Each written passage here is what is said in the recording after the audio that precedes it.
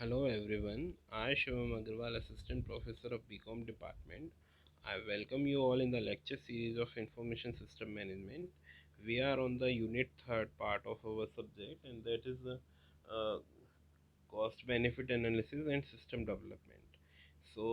In the previous lectures, we have already done about the cost benefit analysis. What is a cost benefit analysis, and what are the quantitative and qualitative cost benefit analysis, and what are the meaning of excessive information in an organization. Now we are going in the unit third part, and that is the system development. How can we make a system, and what is the system development? How can we make a system? What are the models which are used to making a system development? So we will study about all these things in our unit third part. Now coming to the unit third, that is the system part. So introduction to system will be studied in this lecture. So the word system is derived from Greek word systema, which means organized relationship between any set of components to achieve some common cause or objective. So basically, a system is a collection of objects which are found to be make a which are working for for achieving a one project, one uh, common cause or objective. A system is an orderly grouping of interdependent components linked together according to a plan to achieve a specific goal. So that is a system. Constraint of a system must have three basic constraints. A system must have some structure and behavior which is designed to achieve a predefined objective. Interconnectivity and interdependence must exist among the system components. The objective of organization have a higher priority than the objective of subsystems. For example, traffic management system, payroll system, automatic library system, human resources information system, all these are the systems. So basically, system have a structure and behavior, means it has a proper structure and proper behavior. Interconnectivity and interdependence is also there in the system, and the objective of organizations are there, means on the basis of objective of organization the system will be done, the system working will be done, and which have a higher priority to maintain all the objectives of the organization. Properties of a system has the following properties. First one is the organization. Organization implies structure and order. It is arrangement of components that help to achieve predetermined objectives, that is the organization. Interaction, it is defined by the manner in which the components operate with each other. For example, in an organization, purchasing department must interact with the production department and payroll with the personnel department. So basically, first point is the organization. So organization means anything which is done in a structure and in a order manner. So that is a arrangement of components to achieve a predetermined goal. So that is known as the organization.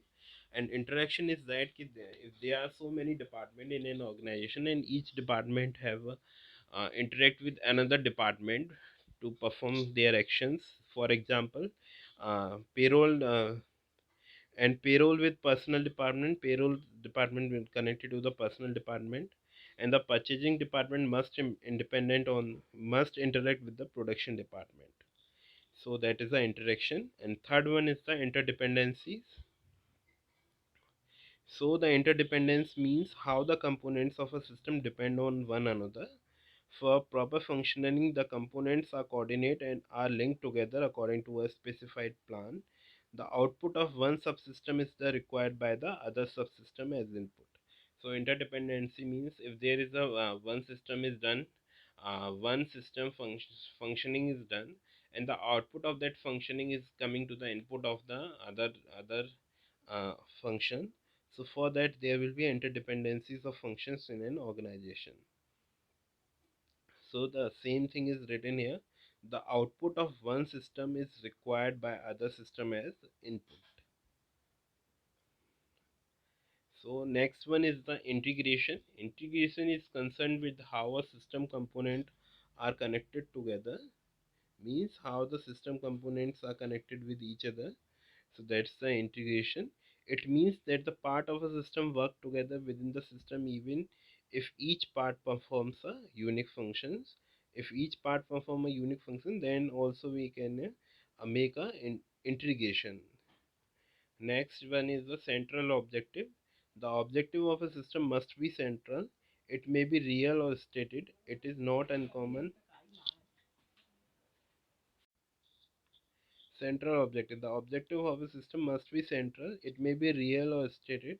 It is not uncommon for an organization to state an objective and to operate achieve another. So means the central objective is the one for the organization, and that is real or status.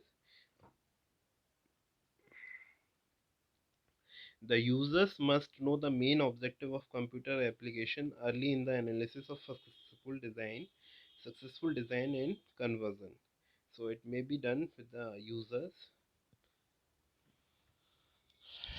So elements of a system we can see here. There is the input, and input is processed out, and there should be a output, and the control is there with the processor. So with the help of control, there should be control with the processor, and output will give a feedback that is the means feedback means all the things are done in a right manner, in a proper manner. So that's the feedback, and on the basis of that feedback we will get an input, and output will get a boundaries and interfaces. So that's the environment of the system. So first one is the outputs and inputs. The main aim of a system is to produce an output which is useful for its user. Inputs are the information that enters into the system for processing. Output is the outcome of processing. So processors, next one is the processor. The processor is the element of a system that involves the actual transformation of input into the output. It is the operational component of a system. Processor may modify the input either totally or partially depending on the output specification.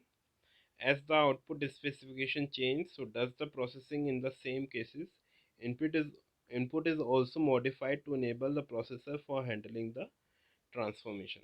So output and inputs are the main aim of system to produce an output according to that input, and the processor is the main part in which we process the input information into such a manner so that give a uh, efficient output. In the operation, it is the operation component of a system. Processor may modify the input either totally or partially depending on the output specifications. Next one is the control. So the control elements guide the system. It is the decision making subsystem that controls the pattern of activities governing input, processing, and output. The behavior of a computer system is controlled by the operating system and software. In order to keep system in balance, what and how much input is needed is determined by the output specifications. So basically control is to control the system, that guides the system, and it will guide the system according to the decision making subsystem, whether which have to done in this project or what have to not done in this project. So we can give governing input, processing, and output in the control manner. So the behavior of computer system is controlled by the operating system and software. In order to keep in balance, what and how much input is needed is determined by the output specifications. So next one is the feedback. Feedback provides the control in a dynamic system. Positive feedback is a routine in nature and encourages the performance of a system. Negative feedback is informed in nature and that provides the controller with the information for action. So there should be a feedback. Free, Feedback means there will be a positive feedback or negative feedback. Positive feedback means that encourage the performance of the system. Negative feedback means the nature that provides the controller with the information for action. So means we have to take some actions for making that feedback into a positive way. Next one is the environment. The environment is the super system within which an organization operates. It is the source of external element that is tracked on the system. It determines how a system must function. For example, Vendor and competitors of an organization environment may provide constraints that affect the actual performance of the business. Next one is the boundaries and interface. A system should be defined by its boundaries. Boundaries are the limits that identify its component, process, and interrelation when it interfaces with another system. Each system has boundaries that determine its sphere of influence and control. The knowledge of boundaries of a given system is crucial in determining the nature of the interface with other system of for successful design. So basically, there will be boundaries and information. So so the each system has a boundaries so that it should determine its sphere of influence and control. Whether it is coming to the boundaries of the system, whether it can control by system or not. So the knowledge of boundaries of a given system is crucial in determining the nature of its interface with other system and successful design. So basically, in this we have, if I am talking about the diagram, so the diagram shows that the input is given by the user or anything. The input is given, and after that the processor process that input in with the according to the output specifications. So then the working of controller is to the control the all the processing things according to the decision making process. The MIS is already making a decision we have to get this type of information. So according to that, the controller will control that information, and after processing that into a output, feedback is initiated and it will give some feedback, and with that feedback we will get, if we are positive feedback then we are doing good with the project, and if our negative feedback, that means we have to initiate some actions for making that product better. And boundaries and interfaces are that with the help of boundaries and interfaces we will determine that whether these the things which we are doing, it is in our control, it is in our sphere or not. We are not doing the other part, so that's the boundaries and interfaces with the help of this. So that's all about the environment of a system. So all these are the elements of the system. With the help of these we can make a system, and so system is basically to achieve a goal. So whether if I'm making a MIS system, so that means it will give a good decision making process. Either in any conditions I will get a decision making process that should be efficient for our organization, and that should be a practically possible in the market. So that's the use of information management system and the system development. So that's all about today's lecture.